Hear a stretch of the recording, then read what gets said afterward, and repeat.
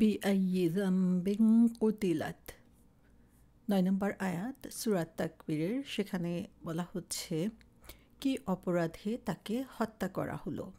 এর আগে ৮ নম্বর আয়াতে আল্লাহ সুবহানাহু ওয়া তাআলা বলেছেন সেই অসহায় মেয়ে বাচ্চাদের কথা যাদেরকে জীবন্ত কবর দেওয়া হতো এবং তাদেরকে তখন জিজ্ঞাসা করা হবে সেই ডে অফ জাজমেন্টে যে তাদেরকে কেন হত্যা করা হয়েছে।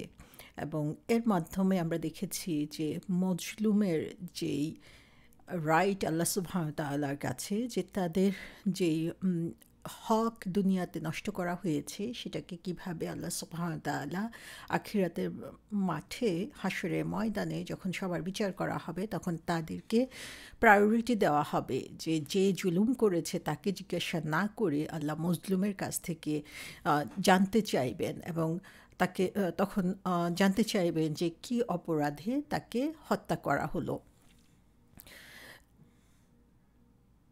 সো এখানে যে কিলার বা যে হত্যা করেছে তাকে জিজ্ঞাসা করা হচ্ছে না, কারণ হচ্ছে যখন একজন বাবা ঠিক করলো যে তার মেয়েকে হত্যা করবে তখন কেউ কিন্তু তাকে প্রশ্ন করে নাই যে সে কেন এই ডিসিশন নিয়েছে।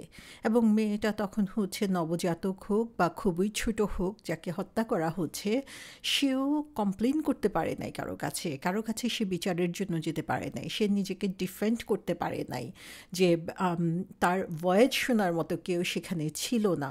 সো আল্লাহ সুবহানাহু ওয়া তাআলা প্রথমেই তাকে একটা ভয়েস দিচ্ছেন যার কোনো ভয়েস ছিল না, যে নিজের জন্য কোনো সাহায্য চাইতে পারে নাই, তার জন্য আল্লাহ সুবহানাহু ওয়া তাআলা সবার প্রথমেই তার সাহায্যের দুয়ার খুলে দিয়েছেন। এবং ডে অফ জাজমেন্টে আমরা জানি যে যারা হচ্ছে জীবনেও যাদের মানে কান্না শোনা যায় নাই, কখনো তাদের উপরে যে অত্যাচার করা হয়েছে সেটার বিচার করা হয় নাই, তারাই ফার্স্ট জাজড হবে, তাদেরকেই ফার্স্টে সুযোগ দেওয়া হবে এবং তাদেরকে এম্পাওয়ার করা হবে, তাদেরকেই শক্তি দেওয়া হবে, কারণ তারা ডেসপারেটলি ওয়েট করছিল এই ন্যায় বিচারের জন্য। এবং এখানে হত্যাকারীকে ইভেন কোশ্চেন করা হবে না, তাদেরকে কোনো সুযোগও সেখানে দেওয়া হবে না। এবং আল্লাহ সুবহানাহু ওয়া তাআলা তাদের সাথে এমন রাগান্বিত যে আল্লাহ সুবহানাহু ওয়া তাআলা তাদের সাথে কথাও বলছেন না এবং তার দিকে ফিরেও তাকাচ্ছেন না। সো আল্লাহ সুবহানাহু ওয়া তাআলার এক্সট্রিম অ্যাঙ্গারনেসটা দেখা যাচ্ছে এই স্টাইলের মাধ্যমে, এই আয়াতে যেভাবে আল্লাহ সুবহানাহু ওয়া তাআলা এটাকে প্রেজেন্ট করেছেন। এবং এই রাগ থেকে আমরা বুঝতে পারছি যে যারা হচ্ছে জুলুম করে বা অন্যায়ভাবে কারো সুযোগ নেয়, অসহায়ত্বের সুযোগ নিচ্ছে, তাদেরকে আল্লাহ সুবহানাহু ওয়া তাআলা কি পরিমাণ অপছন্দ করেন। এবং এই যে কাস্টম আরবের সমাজে তখন প্রচলিত ছিল যে নিউবর্ন মেয়ে বাচ্চাকে জীবিত কবর দেওয়া হবে, সেটার বিভিন্ন রিজন ছিল, সেটাও আমরা আলোচনা করেছি। এবং একটা রিজন যেটা আমরা জেনেছি যে তাদের পিছনে ভরণ পোষণের জন্য যে খরচ দেওয়া হচ্ছে এবং বিবাহ উপযোগী হওয়া পর্যন্ত তাদের পিছনে যে পরিমাণ অর্থ খরচ করা হচ্ছে এবং বিবাহের পর সে অন্য ফ্যামিলিতে চলে যাচ্ছে এবং সেটা বাবার কোনো কাজে লাগছে না, এটা একটা কারণ হতে পারে। এবং আরও কারণ আমরা দেখেছি যে মেইলের সাথে কম্পেয়ার করে ফিমেল বাচ্চা সে হচ্ছে কম কাজে লাগছে এবং সে কম সাহায্য করতে পারছে, কারণ সেটা হচ্ছে যুদ্ধ প্রধান একটা এরিয়া ছিল যেখানে যুদ্ধ করে টিকে থাকতে হতো এবং সেখানে তাদের যে সেফটি সেটার জন্য বরং বেশি সময় দেওয়া লাগবে এবং অন্যদিকে তারা যুদ্ধের কাজে তেমন কোনো সাহায্যও করতে পারবে না। আর যুদ্ধ পরবর্তীতে তারা যদি দাসে পরিণত হয় তাহলে সেটা হচ্ছে তাদের সোসাইটির জন্য বা তাদের ফ্যামিলির জন্য হচ্ছে খুবই অসম্মানজনক। এবং এই কারণে দেখা যেত যে আরবে যেটা প্রচলিত ছিল, যখন লেবার পেইন উঠতো মায়ের, অর্থাৎ ডেলিভারির একদম কাছাকাছি অবস্থানে চলে আসতো, তখন তার কাছাকাছি একটা গর্ত করে দেওয়া হতো এবং যখন দেখা হতো যে মেয়ে বাচ্চা প্রসব হয়েছে তখন সাথে সাথে সেই মেয়ে বাচ্চাকে সে গর্তের মধ্যে ফেলে দিয়ে তাকে ঢেকে দেওয়া হতো এবং এভাবেই তাকে জীবিত কবর দেওয়া হতো। আবার অনেক সময় দেখা যেত যে তাদেরকে কিছুটা সময় দেওয়া হতো একটা কয়েক বছর পরে এবং তাদেরকে সে কয়েক বছর পরে হচ্ছে ছোট অবস্থাতেই তাদেরকে মরুভূমিতে নিয়ে যাওয়া হতো এবং সেখানে তাদেরকে জীবিত কবর দেওয়া হতো। তো এই যে তাদেরকে কবর দেওয়া হচ্ছে, তাদের পিছনে হয়তোবা তাদের কারণ ছিল, তাদের কাস্টম ওয়াইজ কিছু ব্যাপার ছিল, অথবা তাদের অভাব অনটন নিয়ে চিন্তা ছিল, তাদের ভরণ পোষণ নিয়ে চিন্তা ছিল। কিন্তু আমরা যদি মেয়েটার পার্সপেক্টিভে চিন্তা করি তাহলে দেখতে পাবো যে মেয়েটার কী দোষ ছিল। সে হচ্ছে জাস্ট বর্ন হয়েছে, তার নিজের কোনো দোষ ছিল না এখানে। সেজন্য আল্লাহ সুবহানাহু ওয়া তাআলা বলছেন বিআইয়ি যামবিন কুতিলাত, যে কোন কারণে তাকে হত্যা করা হলো। সে তো কোনো কারণেই দোষী হতে পারে না, কারণ দোষ করার মতো, অন্যায় করার মতো সময়ও সে পায় নাই। সো বিআইয়ে, যে ফর হোয়াট, কিসের জন্য। এবং জাম্বিন শব্দটা এখানে ইউজ করা হয়েছে, জাম্ব শব্দের অর্থ হচ্ছে অন্যায় বা পাপ, এবং সেটা হচ্ছে খুব ছোট অন্যায় বোঝানোর জন্য এই জাম্ব শব্দটি ইউজ করা হয়ে থাকে। তো আল্লাহ সুবহানাহু ওয়া তাআলা এখানে প্রশ্ন করছেন যে এমন একদম ছোট্ট একটা কারণ হলেও তোমরা বলো যে এই অন্যায়টা সে করেছে। অর্থাৎ যদি তোমরা একদম অনেক বড় অন্যায়ের দরকার নাই, বরং ছোটোখাটো গুনার কথাও যদি বলো, সে ধরনের গুণও সে করে নাই, তারপরও তাকে তোমরা হত্যা করেছো। কতিলাত, কতিলা এসেছে কাতালা থেকে, মানে হচ্ছে হত্যা করা। কতিলা হচ্ছে প্যাসিভ ফর্মে, যে তাকে হত্যা করা হয়েছিল। তাহলে এমন কি একটা ছোট্ট জিনিস বলো যে ইভেন সেটার জন্য সে ডিজার্ভ করে তাকে হত্যা করাটা। সো কী সে করেছে, এবং কেউ ইভেন সমাজের কেউ সেটার প্রতিবাদ করে নাই, সমাজের কেউ সেটার জন্য, মেয়েটা সাহায্যের জন্য এগিয়ে আসতো না, এবং তার কোনো কনসিকুয়েন্স ছিল না, এবং এটা একটা কালচারে পরিণত হয়ে গিয়েছিল। তো আল্লাহ সুবহানাহু ওয়া তাআলা এখানে সেটাই উল্লেখ করছেন যে এখানে মানুষ, আমরা দেখি যে বড় বড় অন্যায় করলে তারপরেও হচ্ছে যে পার পেয়ে যায়, এবং তাদের সে অন্যায়ের জন্য অবশ্যই তাদের শাস্তি পাওয়া উচিত। কিন্তু এই বাচ্চা মেয়েটা যে ভূমিষ্ঠ হওয়ার সাথে সাথে অথবা কিছুটা বড় হওয়ার পরে তাকে হত্যা করা হয়, তার কাছে তোমরা ক্ষুদ্রতম কোনো গুণও খুঁজে পাবে না, বা ক্ষুদ্রতম কোনো অন্যায়ও খুঁজে পাবে না যেটার জন্য সে এটা ডিজার্ভ করতে পারে।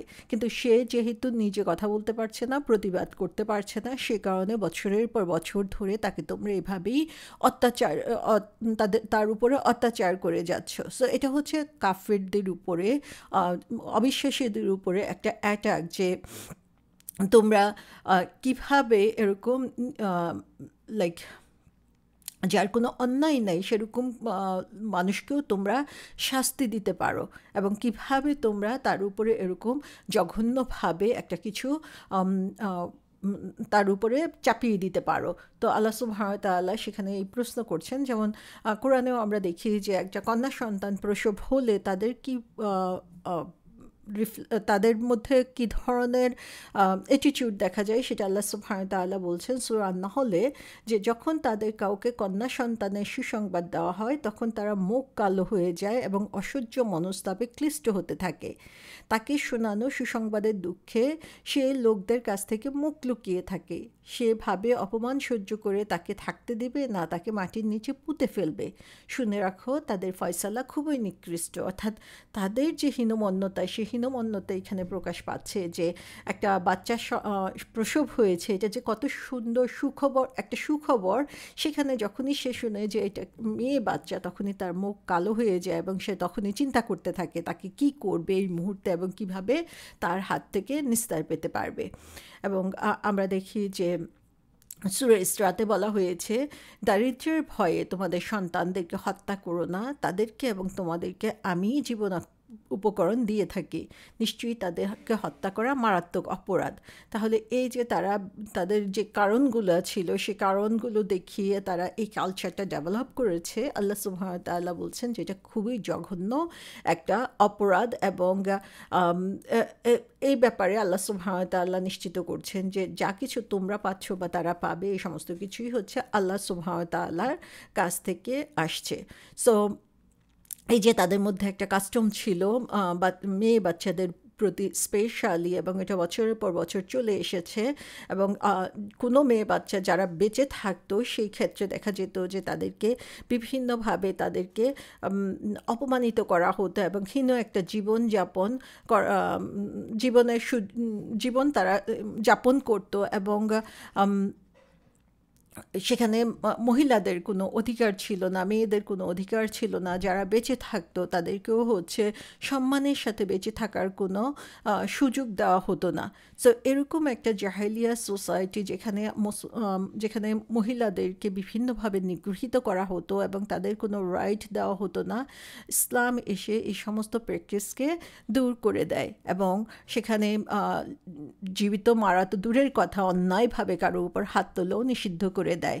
এবং এই যাদের উপরে এই অত্যাচার করা হয়েছে তাদের পক্ষে আল্লাহ সুবহানাহু ওয়া তাআলা ডে অফ জাজমেন্টে নিজে তাদেরকে এই প্রশ্নগুলা করবেন এবং নিজে তাদের পক্ষে দাঁড়িয়ে যাবেন, এবং যেই জিনিসগুলো এখানে কোনো বিচার হয় নাই, কোনো ধরনের সমাধান হয় নাই, সেগুলোর জন্য আল্লাহ সুবহানাহু ওয়া তাআলা সেদিন যারা হচ্ছে এই ব্যাপারে অভিযুক্ত তাদেরকে হিসাবের কাঠগড়ায় দাঁড়িয়ে দিবেন।